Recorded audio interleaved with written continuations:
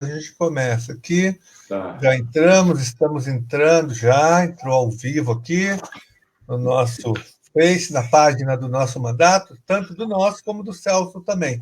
As duas páginas estão transmitindo, né, a nossa entrevista aqui com o Celso Napolitano, que eu já vou apresentar daqui a pouco. Deixa só o pessoal ir chegando, né? Chegando. E o Simpro está atendendo remotamente, Celso? Remotamente. Está atendendo com o SAP, com o telefone, com o e-mail. Tá, já até hoje, desde o início até agora, já tem mais de 5 mil atendimentos. Nossa, tudo isso. Bastante, hein? É bastante. E tem casos, Celso, tem casos lá de vocês, casos de professores com coronavírus lá? Então, a gente não tem notícia ainda, assim, que chegou ao sindicato algum tipo de notificação, mas eu penso que deve ter, né? Se a doença contaminou grande parte da população, deve ter contaminado o professor também, lógico. O pessoal está chegando, Rosinha, Gisele, Solange, a Marilene, chegando o Álvaro, chegando, Eunice, a Joara Galdino, a Janice, a de Apiaí, grande Janice, professora de inglês, foi professora de escola pública, é também professora com escola particular, grande educadora da região lá de Apiaí. Precisa conhecer, viu, Celso Napolitano? Apiaí muito bonita. Os dois céus. Lá na região da Caverna do Diabo. Eu conheço, a Caverna do Diabo eu conheço. Eu fui lá no Petá, já estive lá, é maravilhoso. Lá é maravilhoso. Eunice, está aqui a Eunice, o Anderson, o pessoal chegando, o Reginaldo, o Sérgio, a Lourdes, a Marli. Chegando, a gente já vai começar daqui a pouco essa conversa com o Celso Napolitano.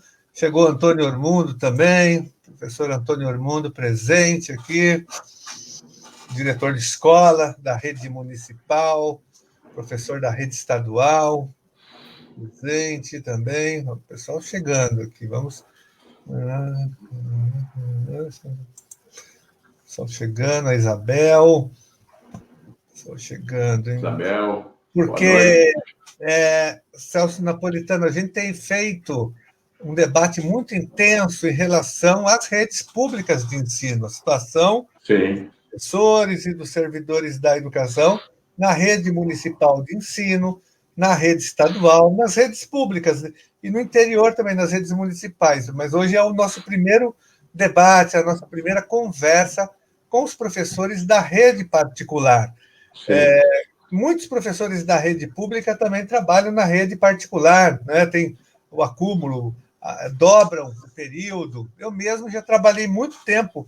Aliás, em quase toda a minha trajetória profissional, eu sempre atuei nas duas áreas, rede pública e rede particular. Trabalhei 18 anos na Unisa, mas, ao mesmo tempo, estava no Estado e na Prefeitura de São Paulo. Então, sempre acumulei cargo, né? E uma boa parte do magistério faz isso, até por uma questão de sobrevivência. Lógico.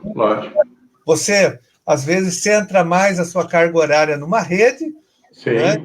E na outra não. Então, eu fiz isso muito tempo, pelo menos aí uns 18 ou 20 anos, porque a gente cheguei a trabalhar com o ensino, com a educação básica em escola por pouco tempo. Depois já fui para o ensino universitário, que eu fiquei inclusive mais de 18 anos também, né? Então, nós temos essa realidade, professores nas duas redes, ou nas três redes, professor na rede estadual, na rede municipal e na rede particular de ensino. Isso aí é muito comum na rede, mas a gente tem focado muito na rede pública, mas hoje, com você, nós vamos fazer esse debate, essa conversa, esse bate-papo. Já tem professores, inclusive, chegando aqui da rede particular, que tem reclamado muito, que tem nos procurado para falar da superexploração, dessa questão da educação à distância, né? Então, deixa eu só ver aqui se já dá para a gente começar oficialmente aqui. Estou chegando, já está dando quórum, viu? Professor fazendo chamada, né, Celso? Aí, ó.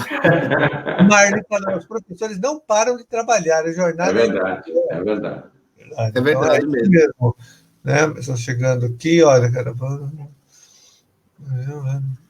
Pô, Antônio Santos aqui, eu falei de Apiaí, ele deu uma dica aqui, ó, Caverna do Diabo Dourado, temos quilombolas.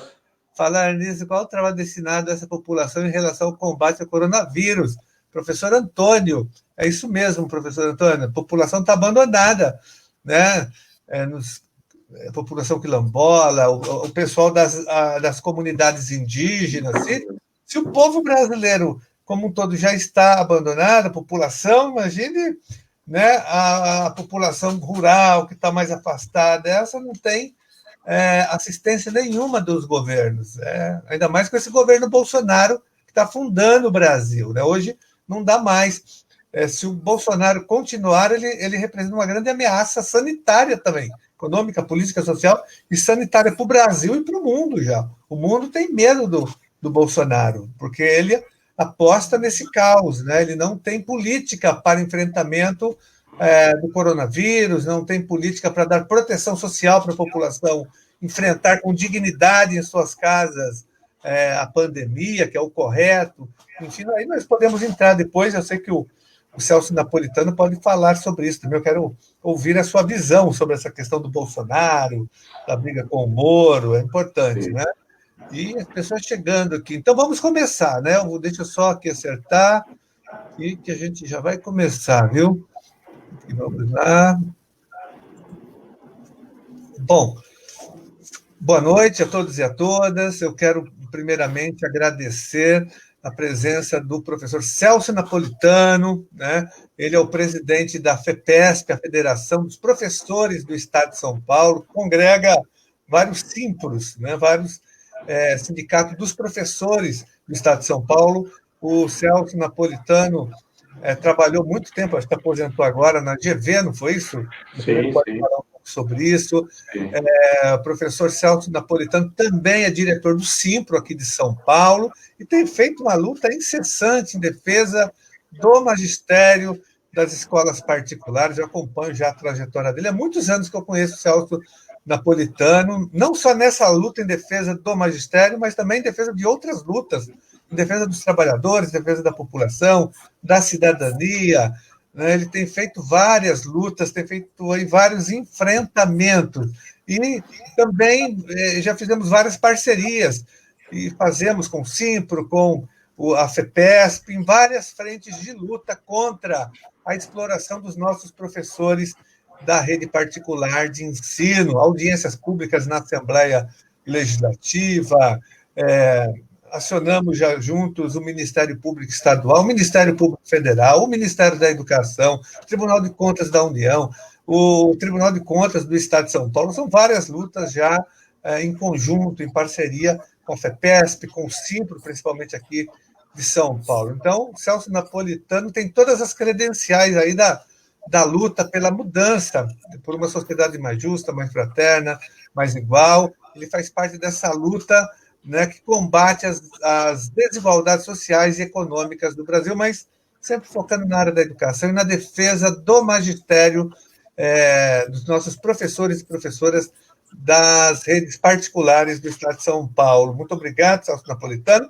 Nós temos também a presença do vereador Celso Gianazzi, da Câmara Municipal de São Paulo, que tem feito um trabalho muito importante também em defesa da educação pública, em defesa dos profissionais da educação e dos professores da rede municipal, e tem atuado aí também em muitas outras áreas, na saúde, na cultura, e ele vai também participar da nossa live aqui, da nossa conversa com o Celso Napolitano. E agradecer vocês pela presença. Então, várias pessoas continuam entrando aqui, nós vamos respondendo algumas perguntas e alguns comentários que nós vamos aqui dar visibilidade para que vocês possam participar também. Então, vamos direto aqui fazer a conversa com o Celso Napolitano. Celso, como que está a situação hoje dos professores da rede particular de ensino? Eu vim acompanhando a luta de vocês em relação ao dissídio, ao contrato de trabalho. Vocês conseguiram algumas vitórias importantes importantes nos 2 últimos anos, né?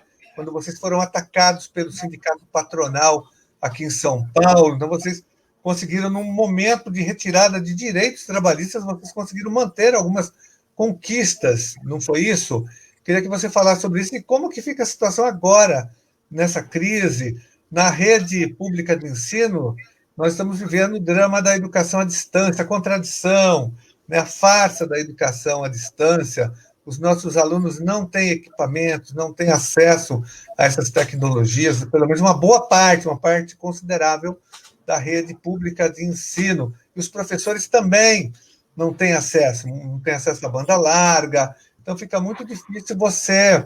Educação à distância também é uma outra coisa. Eu queria que você falasse na rede particular, porque as denúncias que nós estamos recebendo é de superexploração dos professores da rede particular, é de assédio moral, é de algo sem precedentes do ponto de vista da superexploração do trabalho. Eu queria que você falasse um pouco sobre essa situação. Bom, em primeiro lugar, boa noite a todos e a todas, boa noite, Celso, boa noite, o Carlos, e eu debito todos os elogios do Carlos à nossa amizade de muito tempo. Então, na verdade, nós somos admiradores do mandato, do trabalho do Carlos Gianazzi por esse tempo todo. É um batalhador pela educação e as próprias votações dele têm registrado isso. É uma pessoa que representa todos os educadores do Estado de São Paulo. E o Celso agora também com um trabalho muito interessante, muito profícuo na Câmara Municipal de São Paulo, certamente será reeleito e o povo vai reconhecer esse trabalho todo que o Celso vem desenvolvendo também em prol da educação do município, na saúde e outras questões. Na verdade, além de atuar na federação e no Simpro, também eu sou presidente do DIAP, lá em Brasília, Departamento Intersindical de Assuntos Parlamentares, e que nós também atuamos coordenando todas as ações do Movimento dos Trabalhadores junto ao Congresso Nacional. Agora, principalmente, estamos com um trabalho muito grande junto às centrais sindicais e aos setores, as frentes populares, no sentido de derrotar ou de melhorar as condições que foram impostas por essas MPs nefastas que foram editadas pelo governo Bolsonaro e pelo ministro Paulo Guedes, né? O ministro da Economia, que acabou juntando ao seu ministério o Ministério do Trabalho. Portanto, o trabalho não tem a menor representação hoje no cenário político nacional, muito pelo contrário. O Ministério do Trabalho hoje é o Ministério do Empresário. Ele não é o Ministério do Trabalhador, é o Ministério do Empresário. E aí eu quero cumprimentar meu companheiro Macalé, que é presidente do Sindicato de Bauru, que apareceu aí, está prestigiando a gente. Muito obrigado. Então, com relação e eu já estou juntando uma coisa na outra, porque essa medida provisória 927, em razão da pandemia, veio trazer uma situação muito complicada para o trabalhador em geral e para o professor em particular.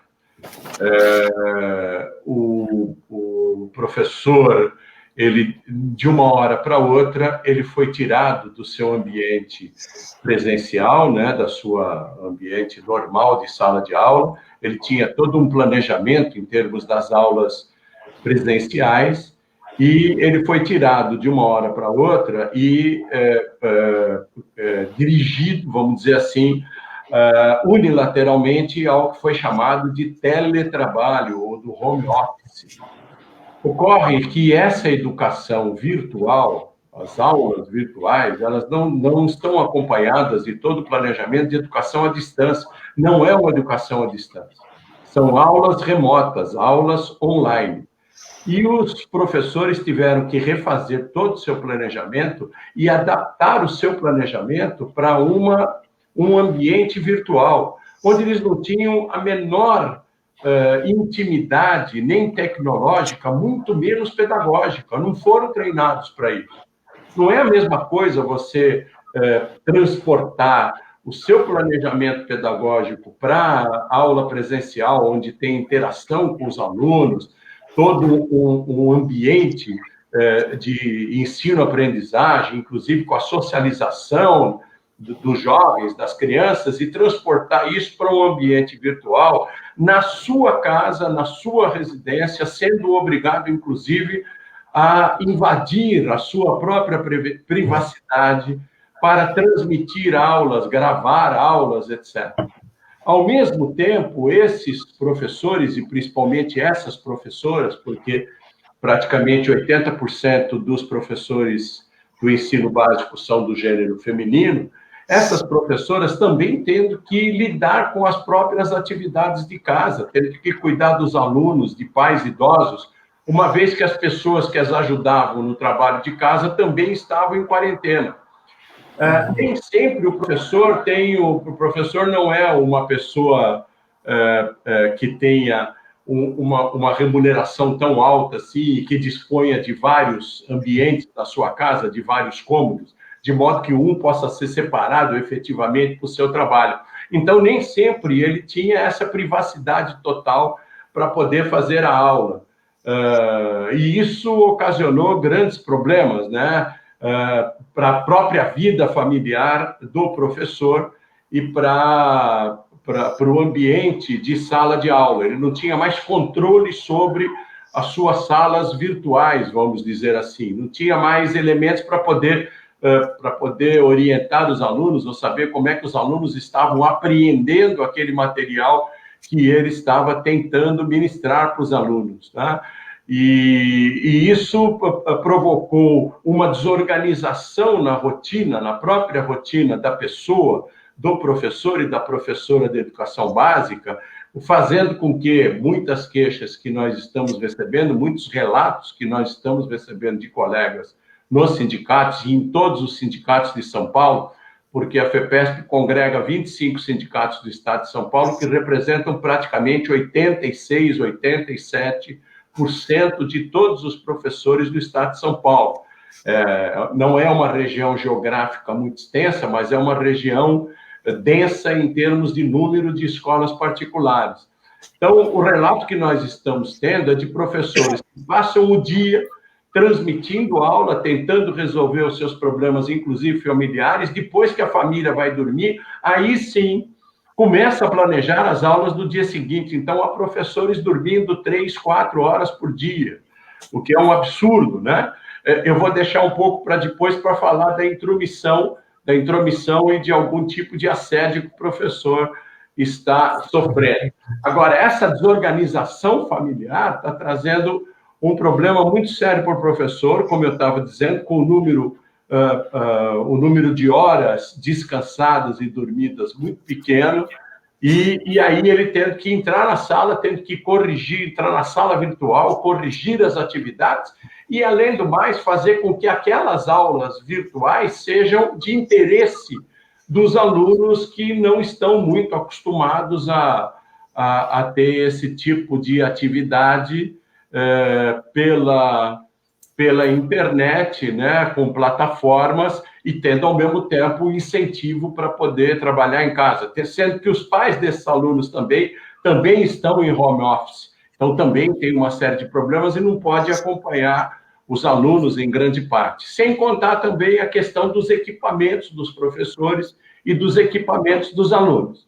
Fora isso, só para encerrar essa primeira parte, algumas escolas que não estavam muito, já não tinham a expertise da educação online, concederam férias aos professores, porque essa medida provisória 927 permitiu de tudo. Como eu disse, é uma medida provisória do empresário e não do trabalhador. Então, permitiu que, inclusive, as férias fossem antecipadas, esfacelou a nossa convenção coletiva de trabalho, como disse o Carlos, que foi conquistada a duras penas, com muita luta. Agora, em fevereiro, um dissídio coletivo, um julgamento de dissídio coletivo que nos favoreceu em grande parte, com os empresários do ensino querendo nos roubar uma parte de férias e recesso, e o tribunal reconheceu o nosso direito a férias e recesso. Essa medida provisória esfacelou essa sentença normativa e permitiu com que as escolas colocassem os professores de férias até em grupos diferenciados, pelo tempo que quisessem, no mínimo por 5 dias. Então, houve um conjunto de professores que foi imediatamente transferido da sala de aula presencial para a virtual, outro conjunto de professores que teve, nesse meio tempo, férias. E, na verdade, a denúncia que nós temos é que são férias entre aspas, porque foi um período que o professor ficou em casa, o aluno em férias, mas o professor tendo que trabalhar em cima do conteúdo que ele daria depois, o que é, inclusive, completamente contrário à lei. O sindicato está se posicionando e vai instaurar processos coletivos para ou anular essas férias dos professores, ou para que ela seja recebida em dobro, ou até para ganhar hora extra.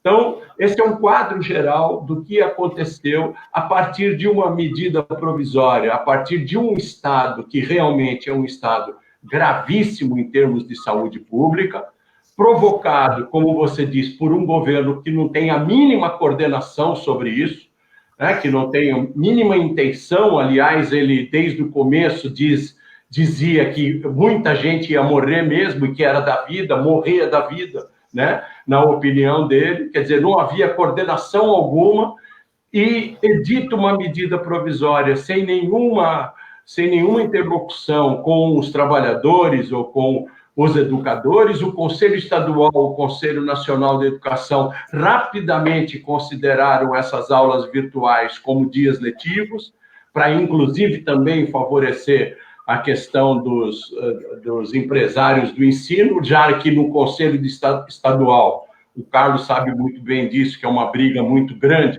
no Conselho Estadual só tem empresário do ensino, basicamente, né? O Estado de São Paulo, os conselheiros do Conselho Estadual são nomeados pelo governador e tem uma representação muito grande dos empresários do ensino, e aí os professores foram jogados numa situação desse tipo, e de uma hora para outra mudando completamente a sua vida pessoal e o seu planejamento pedagógico.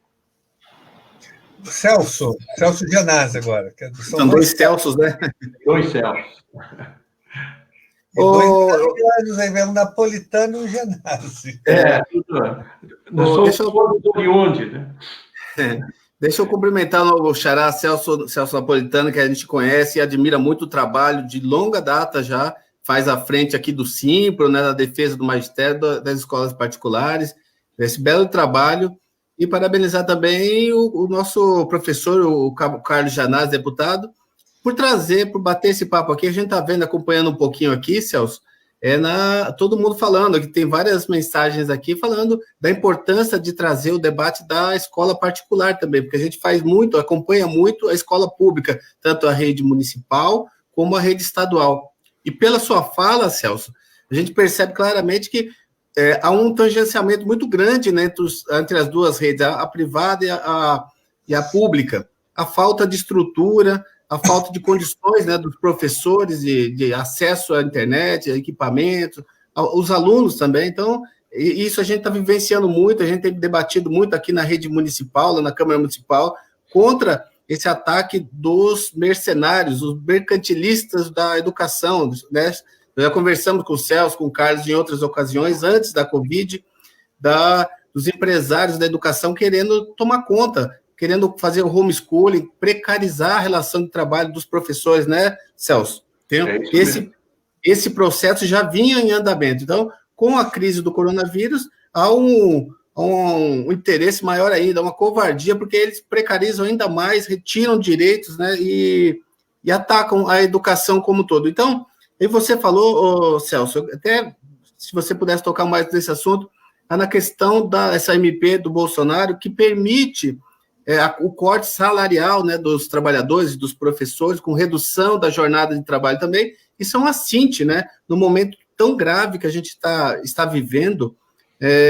O governo federal, nós temos recursos em caixa para bancar, para sustentar esse período dessa crise de 3, 4 meses, né, Celso? Então, queria ver de você e também ouvir um pouquinho de você qual é a situação das escolas. As escolas estão totalmente fechadas, as escolas aqui particulares do estado de São Paulo?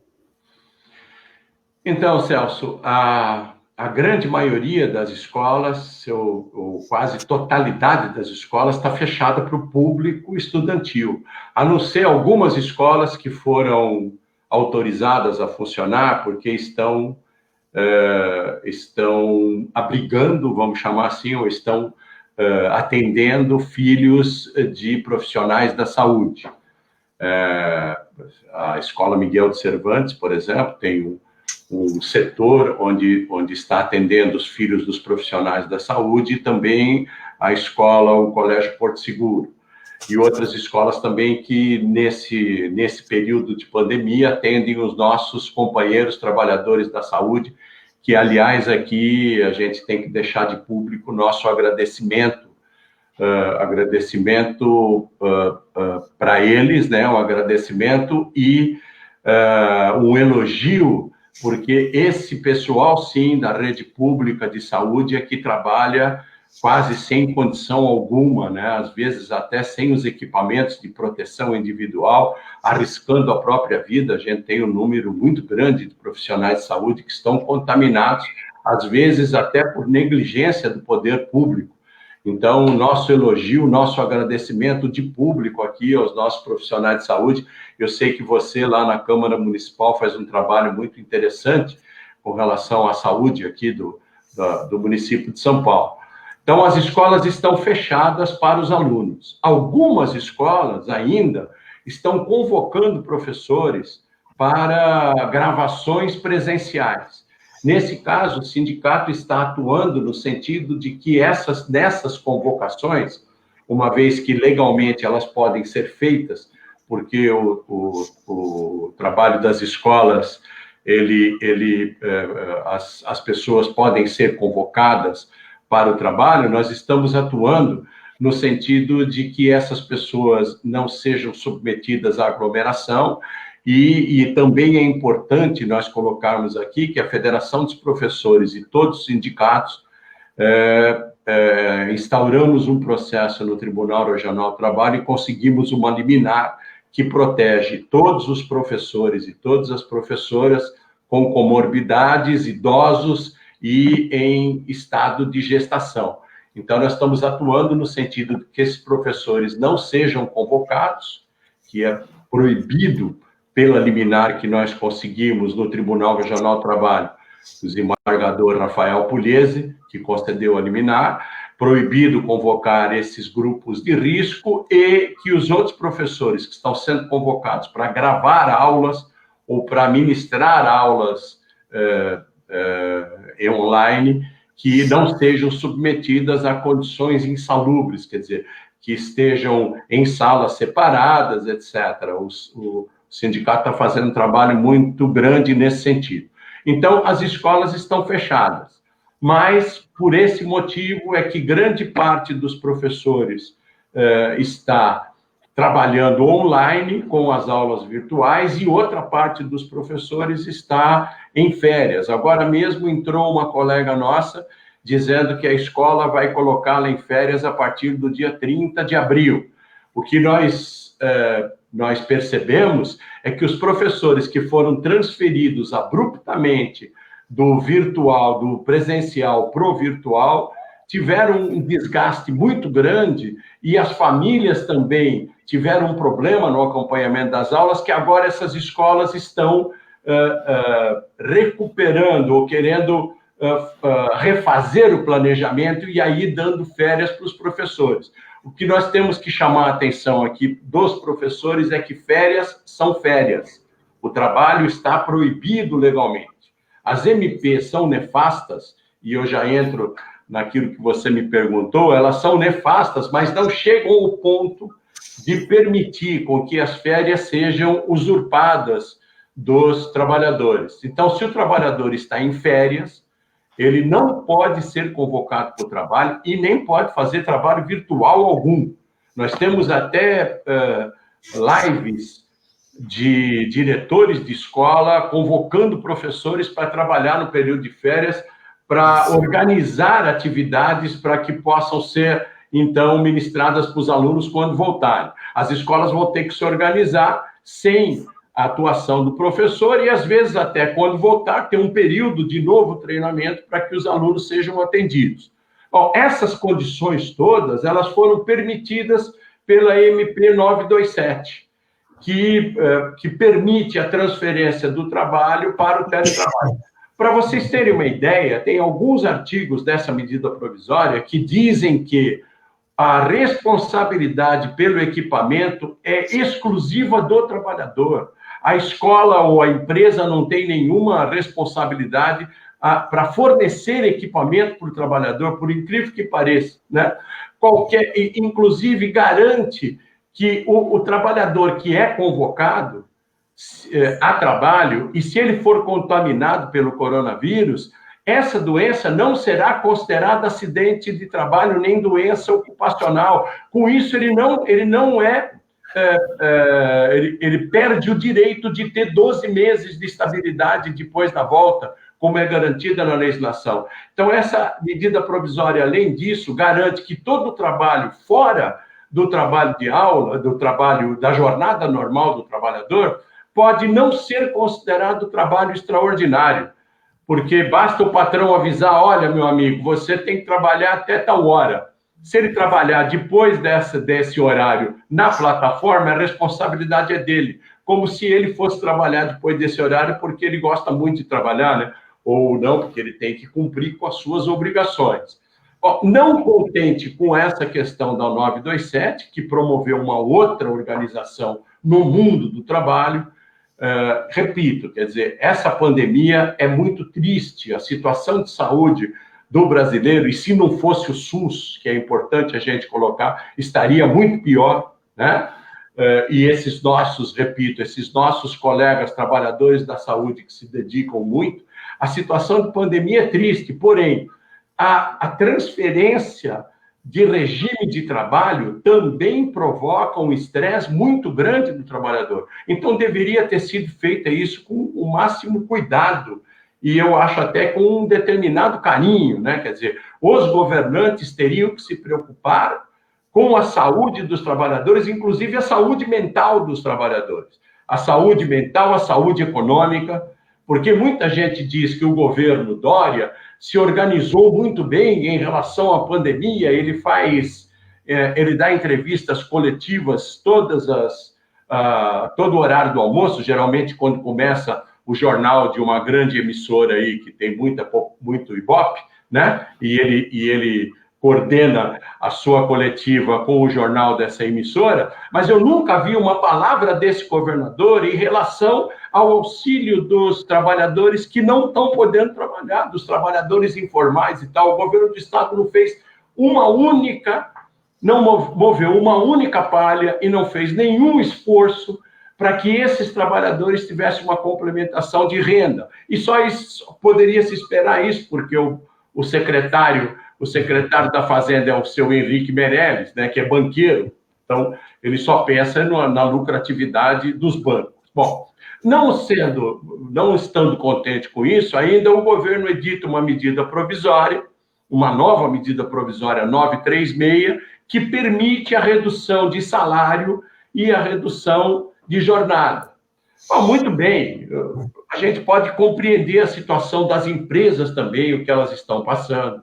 Pode ser que redução de salários, redução de jornada seja uma opção interessante tanto para o trabalhador quanto para a empresa. Pode ser que a suspensão do contrato de trabalho também, desde que haja uma compensação em termos salariais. O que é um absurdo é tirar do sindicato a possibilidade de negociar pelos trabalhadores, imaginando que um acordo individual dentro da empresa seja celebrado em condições iguais entre empresa e trabalhador. Isso é absurdo. E mais ainda, né? Eu não estranho que esse governo, o ministro Paulo Guedes, o presidente cujo nome eu nem gosto de repetir, edite uma medida nefasta e perversa para o trabalhador. O que é de estarrecer é que o Supremo Tribunal Federal, no julgamento de uma liminar, rasgue a Constituição brasileira. Isso é que é de estarrecer. Porque a Constituição de 1988, a Constituição Cidadã, estabeleceu que qualquer tipo de acordo em que haja redução salarial tem que haver a participação do sindicato. E os nossos ministros do Supremo Tribunal Federal simplesmente rasgaram a Constituição. Então, nós estamos trabalhando no sentido de que possamos atuar na negociação junto às escolas. E no caso das escolas, tem um problema muito pior, né? Como é que fica a redução de jornada do professor se a escola tem que cumprir pelo menos 800 horas letivas? Já não vai cumprir os 200 dias letivos, porque tanto o Conselho Nacional quanto o Conselho Estadual flexibilizaram o número de dias letivos, mas tem que cumprir 800 horas. Bom, a conta não fecha, né?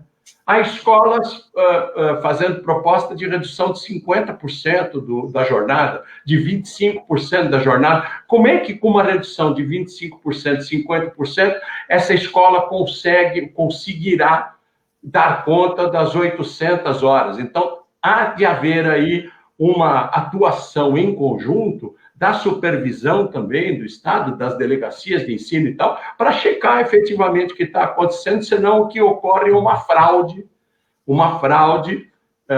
contra a legislação e contra os alunos também, né, em termos do número de horas letivas que eles têm o direito de ter num ano letivo qualquer. Celso, você percebe que os educadores não foram ouvidos, né, Celso? Né? Nessa negociação, todos os educadores, os sindicatos não foram ouvidos. Não houve negociação, né, Celso? Não houve negociação, quer dizer, foi uma edição de cima para baixo.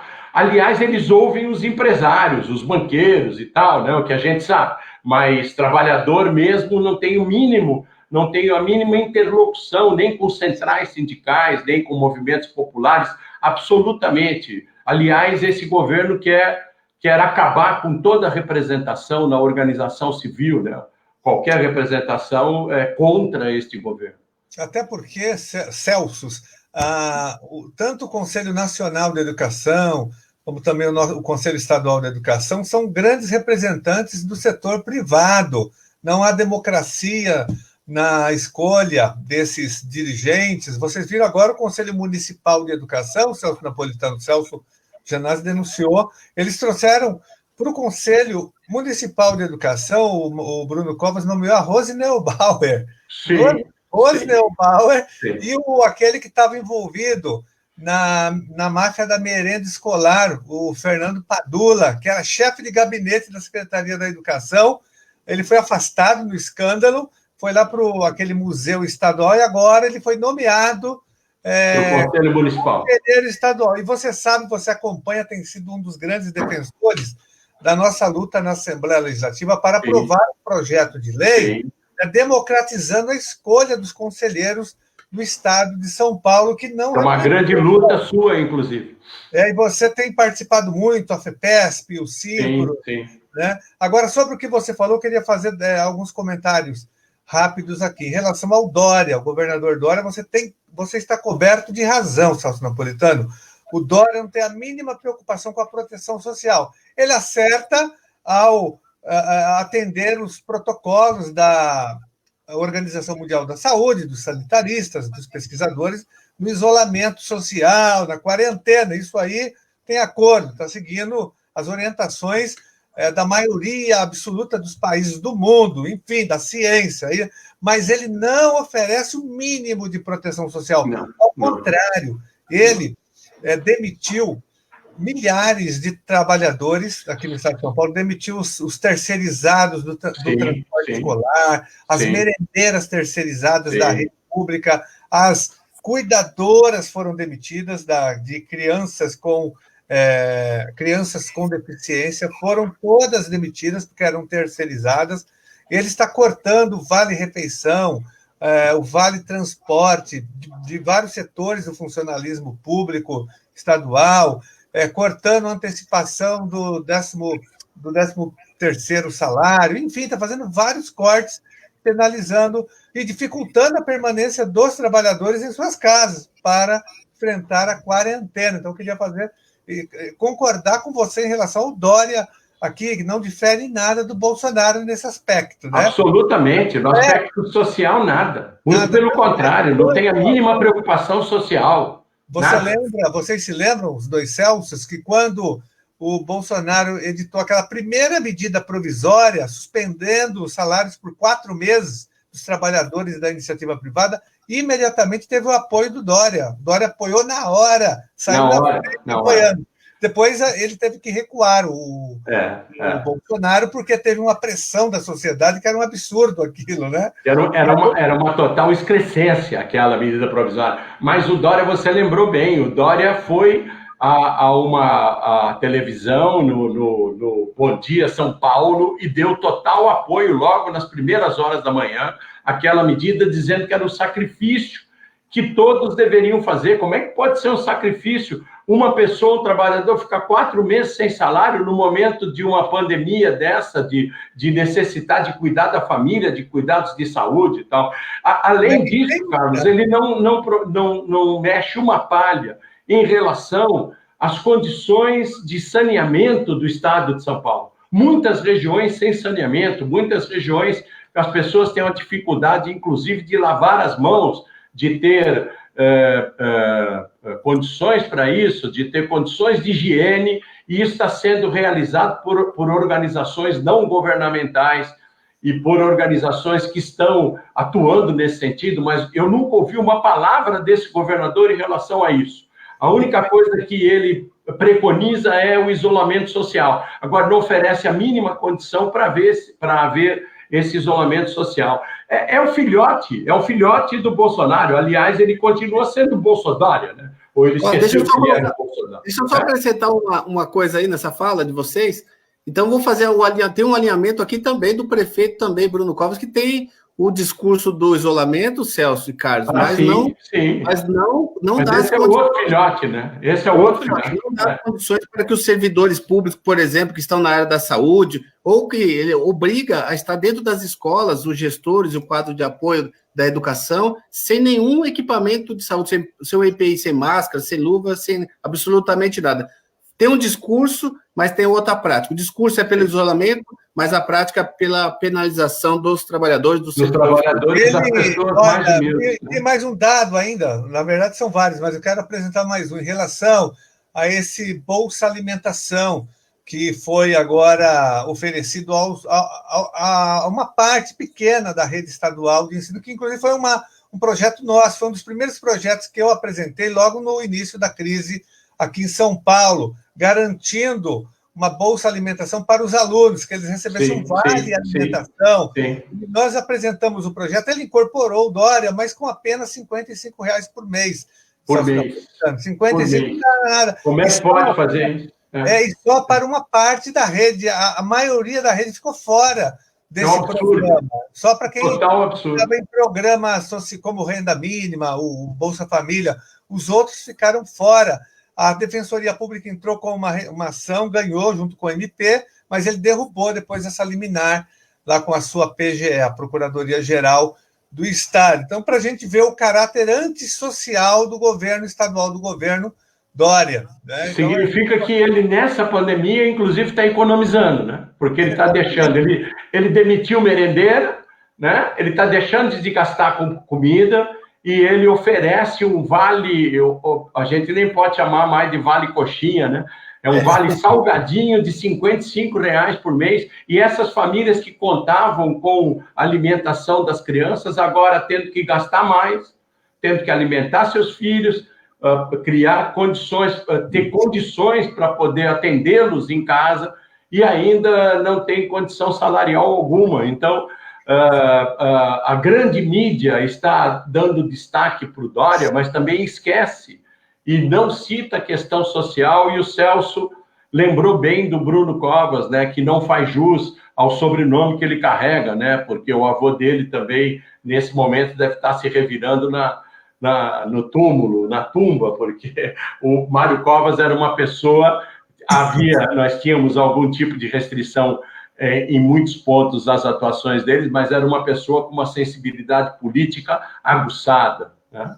O Celso Genazi tem denunciado exaustivamente também esse caráter antissocial do Bruno Covas aqui, por exemplo, o corte dos salários dos professores da rede municipal, né, do GEX, de adicional noturno. Adicional noturno, ele está cortando adicional noturno dos professores, sobretudo de EJA, de educação de jovens e adultos, né, atacando os servidores da educação. Mas, Celso, a gente já está partindo um pouco aí para o encerramento, mas tem um assunto que eu quero que você fale, porque você foi um grande batalhador, inclusive participou já de 2 audiências públicas na Assembleia Legislativa que nós organizamos contra o famigerado projeto Escola Sem Partido. Você sempre se colocou na frente dessa luta, o Simpro, a FEPESP, enfim. E agora, na semana passada, nós tivemos uma grande vitória no Supremo Tribunal Federal, né, que, através de uma DPF da PGR, da Procuradoria-Geral da República, deu um parecer contrário a uma lei de um município de Goiás, Novo Gama, o nome do município, né, dizendo que a lei é inconstitucional, uma lei que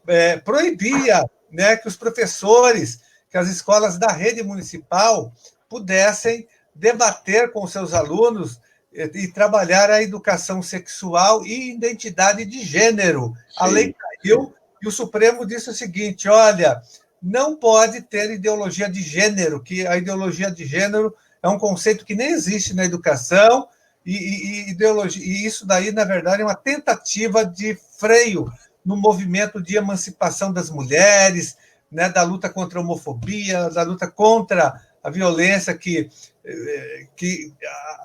vitima muitas mulheres no Brasil. O Brasil é um país machista, um dos países que mais mata mulheres no mundo, é um dos países que mais mata a comunidade LGBT, pessoas LGBT no mundo, país homofóbico, machista. E aí a escola tem que trabalhar, a diversidade, né, Carlos? Tem que trabalhar a diversidade. Aí o combate a qualquer forma de discriminação, é papel da escola. O fato é que agora o Supremo Tribunal Federal decidiu abrir jurisprudência para todo o país e que pode trabalhar sempre, nunca houve empecilho do ponto de vista legal para se trabalhar esses temas. É importante trabalhar a educação sexual, identidade de gênero e não ideologia de gênero. Sim. Foi uma derrota para essas pessoas e esses movimentos terraplanistas, fundamentalistas, obscurantistas, medievais e fascistas que defendem censura e mordaça nas escolas. Um avanço que a gente tem que comemorar no meio de tanta crise, de tanta desgraça, tanto do ponto de vista da crise sanitária, como também da crise política, econômica e social que nós estamos vivendo. Eu queria que você falasse sobre isso, como que você vê essa vitória do Magistério Nacional.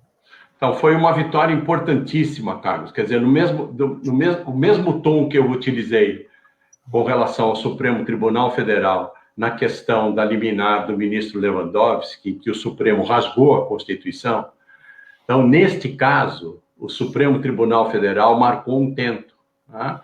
Porque permite, como você mesmo bem colocou, que essa questão da diversidade seja trabalhada, que seja trabalhada com as crianças, com os jovens, a tolerância com relação a qualquer tipo de ideologia ou a qualquer tipo de orientação que a pessoa queira ter ou queira seguir, religiosa, política, e nós estamos num momento complicado, num momento de polarização política, né, com brigas havendo de tudo quanto é lado.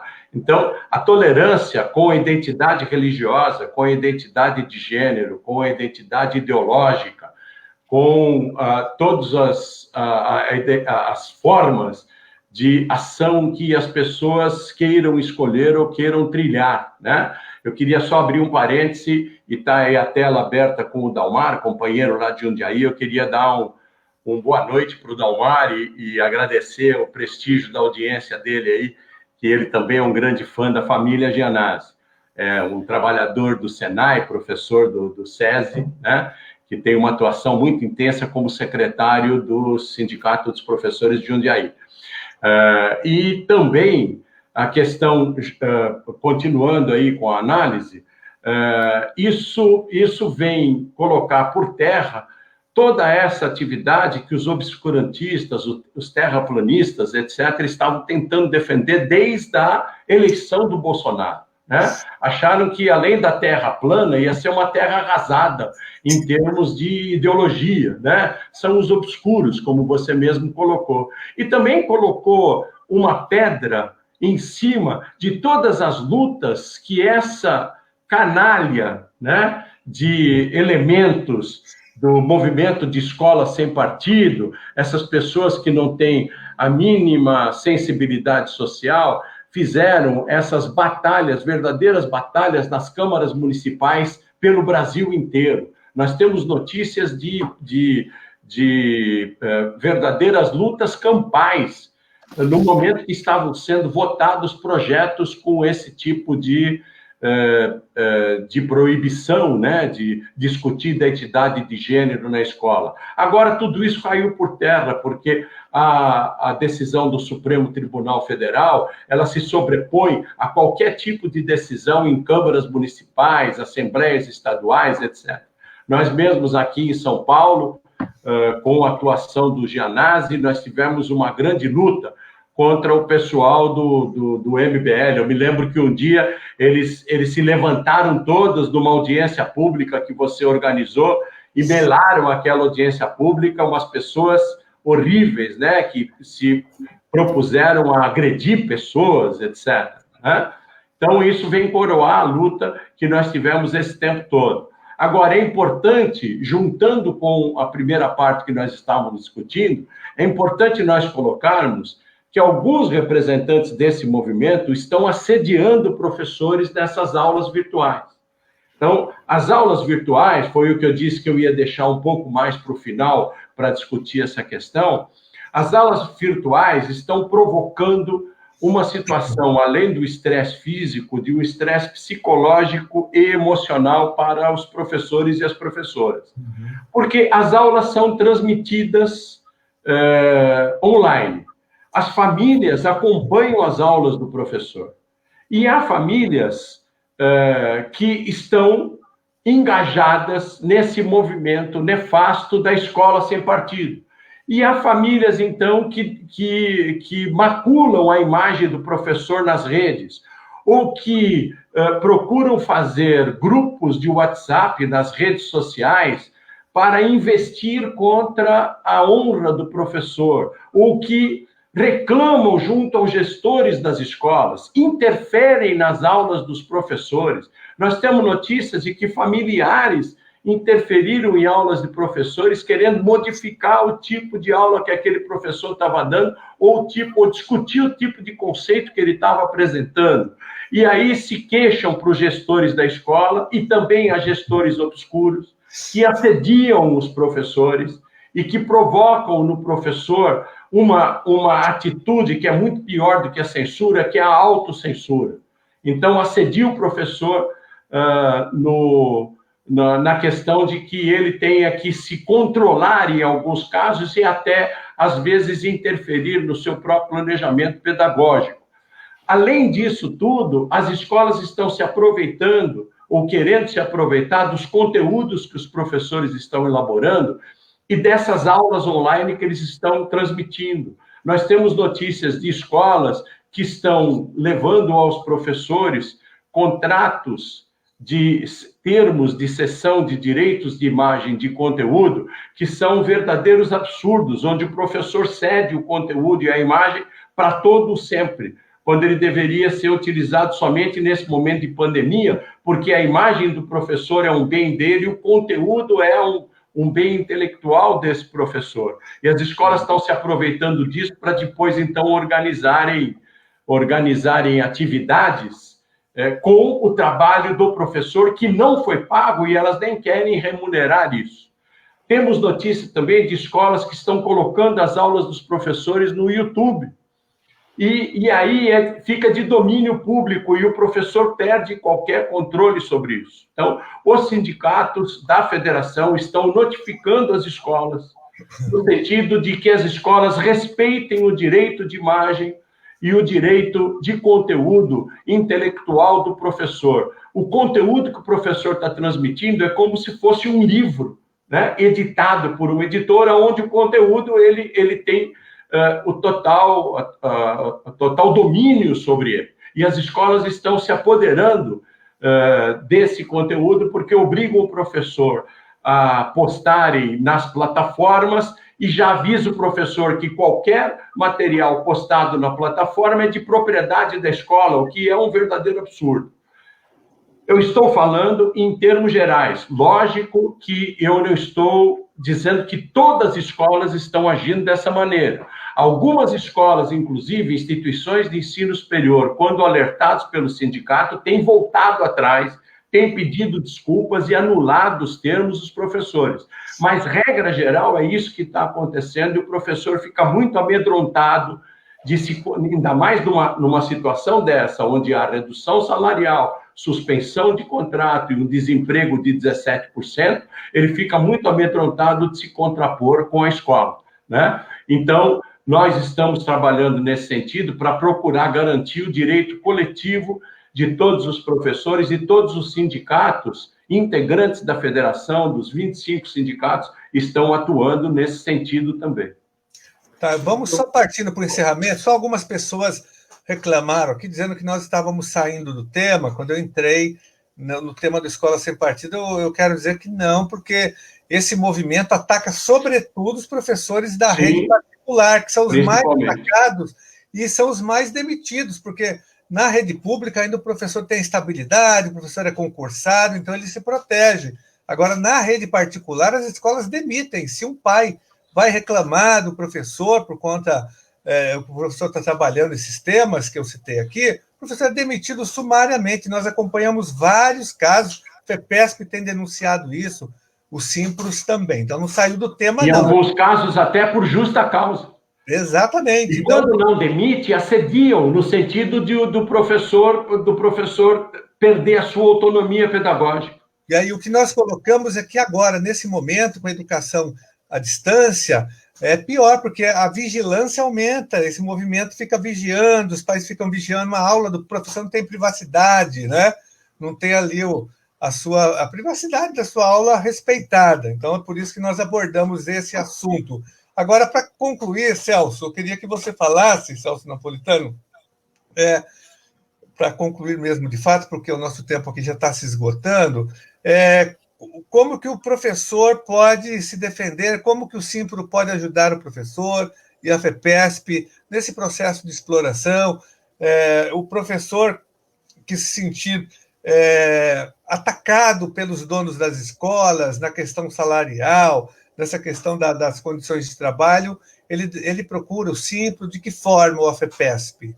Deixa eu só colocar mais Celso. Diga, Celso. Desculpa. Deixa eu colocar mais só uma pergunta para você. É importantíssima a participação do Simpro, agora que vocês estão fazendo essa luta, mas depois dessa crise da pandemia, vocês terão uma atuação fundamental, porque se não atuar o sindicato fortemente, os mercadores da educação, eles desejarão manter esse sistema aí de aulas à distância. Então, a participação de vocês é fundamental.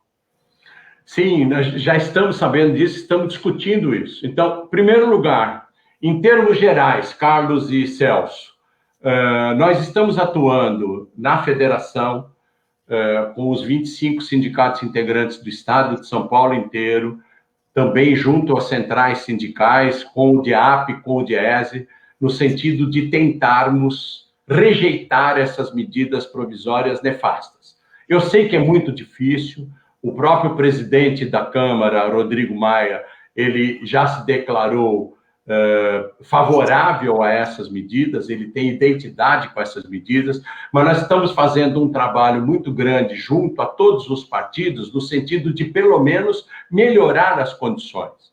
De que essa 927, por exemplo, não seja a que permite o teletrabalho, que ela tem uma regulamentação maior, aliás, ela será votada, ela tem 1.086 emendas, para você ter uma ideia, e a 936 também, que fala sobre a redução do contrato de trabalho, a suspensão, com essa decisão maluca do Supremo Tribunal Federal, de impedir que o sindicato negocie em algumas faixas salariais.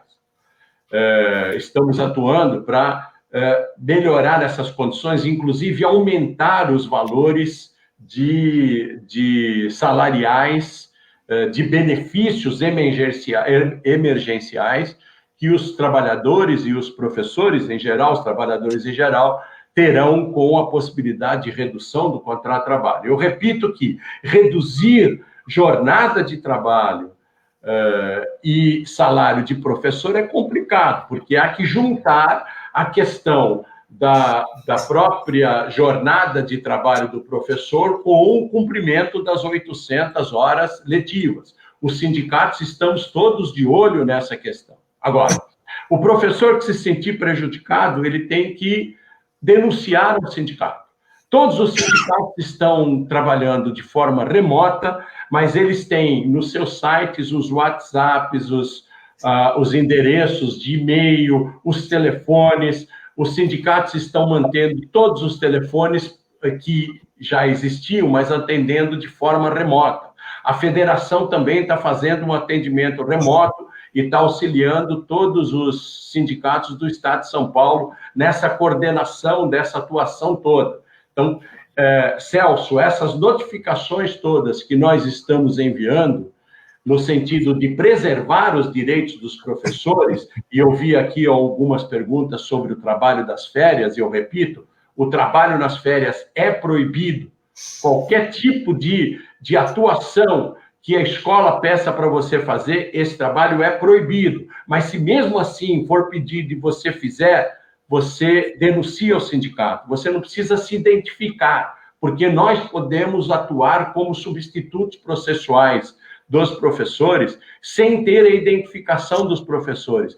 Mas é importante que nós tenhamos a denúncia, para que nós, então, montemos uma rede de proteção com essas notificações que nós estamos encaminhando às escolas e denunciando ao Ministério Público do Trabalho e denunciando também ao Conselho Estadual, ao Conselho Nacional de Educação. Apesar de estar invadido de empresários de educação, eles têm as suas funções constitucionais que têm que respeitar, né? De modo a que, no futuro, quando nós voltarmos à atuação normal, nós possamos reprimir esse desejo selvagem das escolas em termos de utilizar todo esse material dos professores sem remuneração, gratuitamente, para produzirem algum tipo de ensino à distância, já que está sendo permitido no nível de 20% pelo Conselho Estadual e pelo Conselho Nacional de Educação. E o ensino superior ao nível de 40%, né, das atividades à distância. Olha, eu quero te agradecer, Celso, pela sua participação, pelos esclarecimentos que você deu, né, pela explanação que você fez aqui, falando da situação dos professores e das professoras da rede particular de ensino, que não é muito diferente dos professores da rede pública, exploração, né, e eles utilizam esse instrumento de educação à distância para fazer essa super exploração dos nossos educadores e das nossas educadoras. Nós voltaremos a esse tema em outros momentos, né?